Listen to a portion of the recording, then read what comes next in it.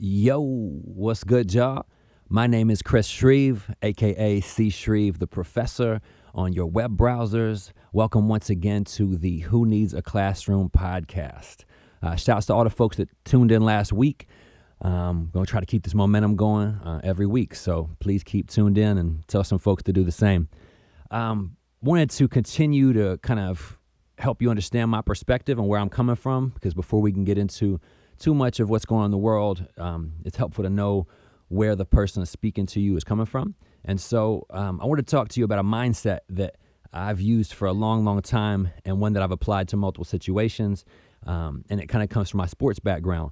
I was a walk-on. A walk-on, if you don't follow sports and don't know what that is someone who joins a collegiate team without a scholarship, and in some cases is able to earn a scholarship. I was. In some cases does not, but joins the team without financial compensation, oftentimes without being recruited, oftentimes without any guarantee of play or playing time.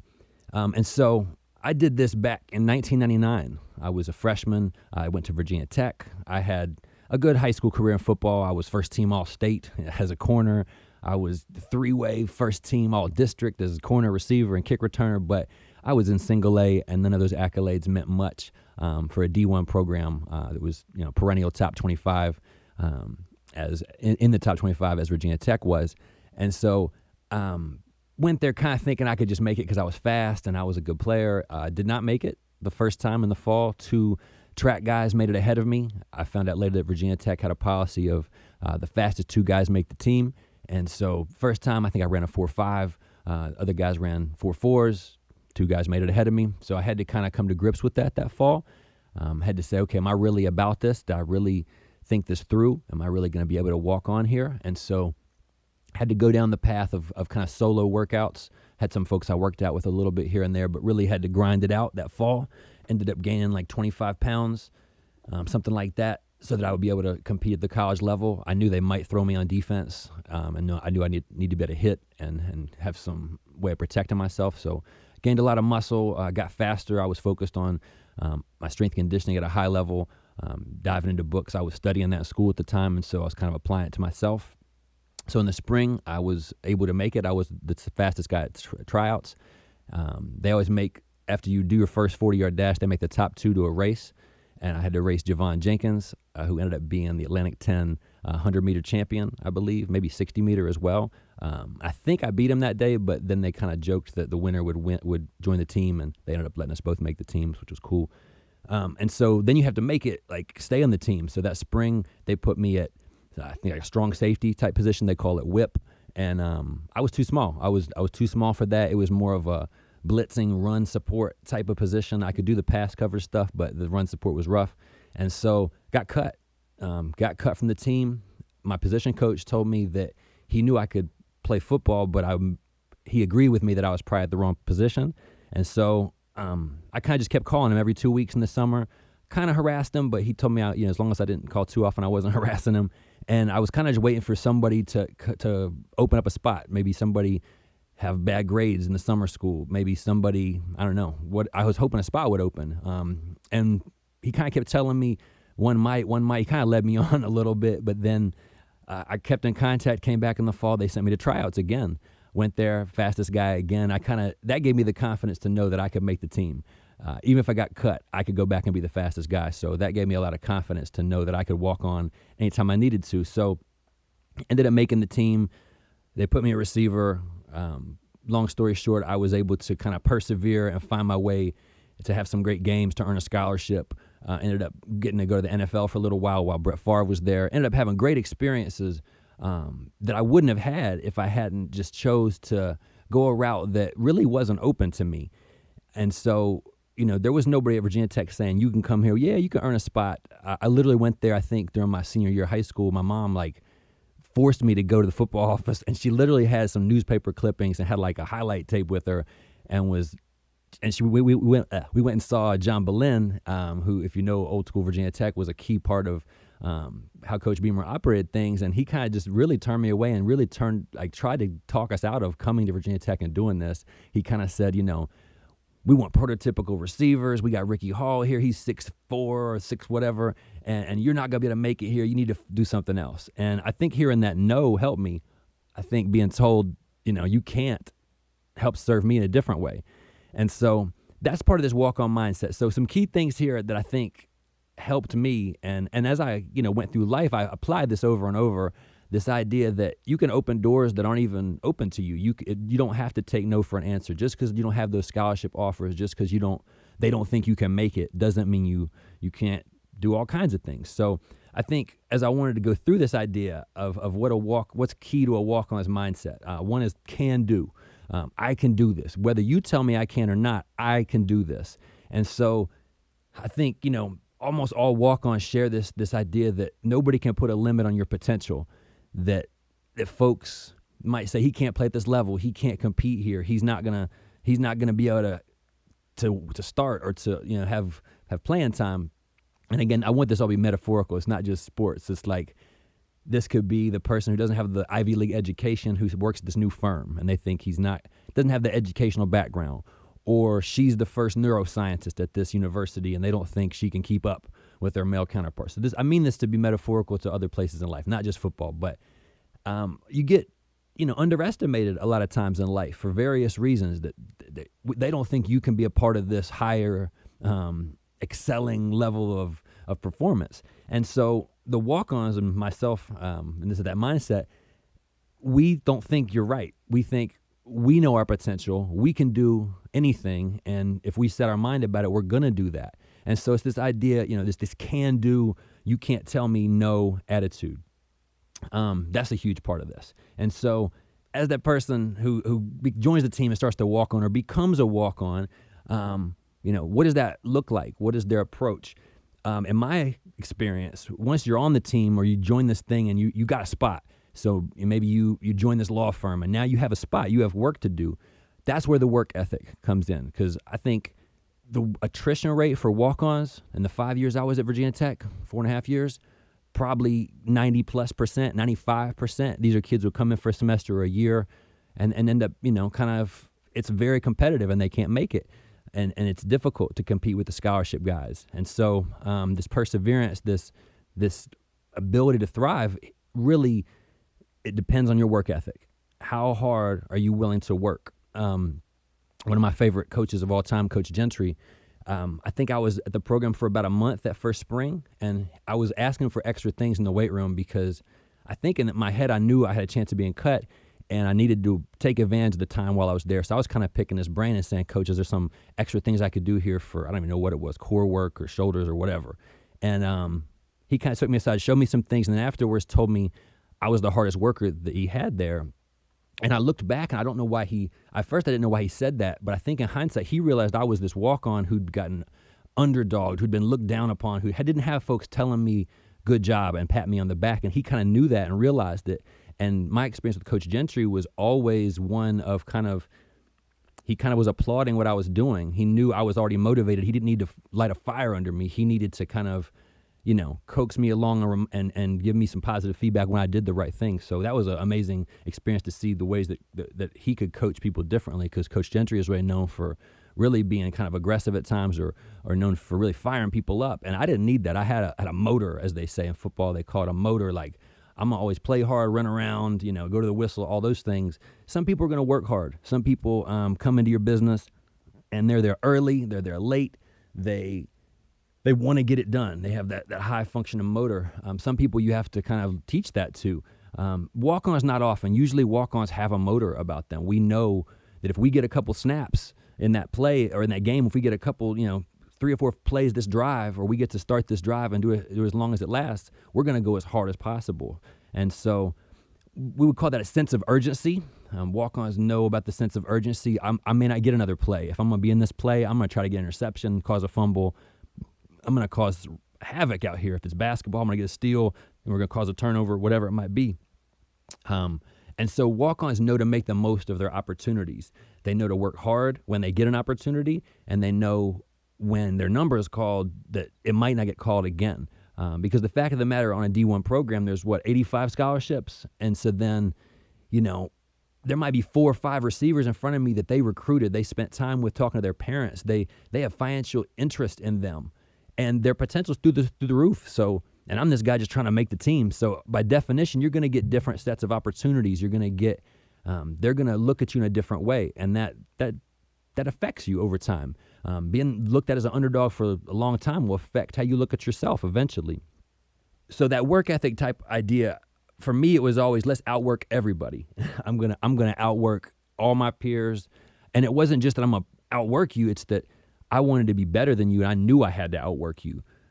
In high school, I remember some camp taught me about, like, one day, you're gonna meet this guy who's been getting up every day at 6 a.m. And if you haven't been getting up at 6 a.m. and working out, he's gonna be better than you. And it's kind of like it's kind of a mental game you play. But in college, you realize you do meet these folks. You meet folks who've been working. In my rap game experience, you end up realizing there's folks who rap hard every day, folks who freestyle every day, folks who are sharp. And if you haven't been sharpening your sword, you're not going to really compete in certain moments in the right way with them. And so, you are going to meet this hypothetical competition one day. So you should be as sharp as possible if you plan on competing.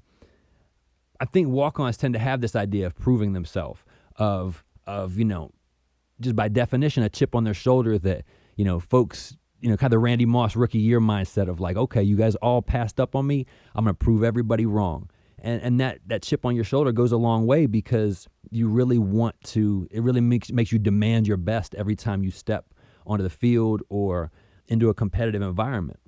I feel like walk-ons are good at making the most of opportunities, or this walk-on mindset can help with that. I kind of meant to post this with the idea that not just, how you have to be a walk-on, but if you're a scholarship player, if you're that superstar, if you apply kind of an underdog mindset, a walk-on mindset to anything you do, you're going to get the best out of yourself. So if you're already excelling and then you apply this sense of urgency, this, make the most of opportunities, this, humble work ethic, you will get the best out of you for sure. If you think about an underdog, kind of by definition, like, imagine a stray dog. I mean, you think about what dogs are by kind of definition. They're wolves that come close to the campfire. And so if you're a stray dog that doesn't eat very often, when somebody throws some food in front of you, so like metaphorically, like if that was, that's playing time for an athlete, so some opportunity to eat. If that's thrown in front of this stray dog or this dog that everybody looks down on, they're going to eat. They're going to eat fast and, voraciously. They're going to wolf it down. And so when you throw a walk-on in the game and the right opportunity and give them an opportunity, oftentimes they eat. They explode for an incredible performance. And so sometimes folks are underestimated, and then they really just overachieve. They rise way above and beyond what folks expected of them. And, that comes from the work. That comes from putting in the work behind the scenes so that your talent has the ability to shine and to show through. So some other aspects of walk-on type mentalities, in my experience, once you make the team and you're not on scholarship, but you are on the team, you kind of have a secure spot. You're kind of wanting to keep that spot, so you don't want to do something wrong off the field or in the classroom or somewhere that would jeopardize your spot. And so you end up doing good things off the field. You kind of, you don't go too hard if you're partying on the weekends. You don't. You attend class, you get good grades, you don't do the wrong things, as Coach Beamer used to say. And so walk-ons, I think, notoriously know to do that, because we feel like our spot is not solidified until we've really earned it, and even at the end, maybe not. So we're going to do the right things for sure. One of the cool things I think about the overachiever idea is once you've gotten there, say, in my case, senior year, when I finally got to be kind of in the starting lineup, I was like the third receiver, and then eventually I became, one of the starting two.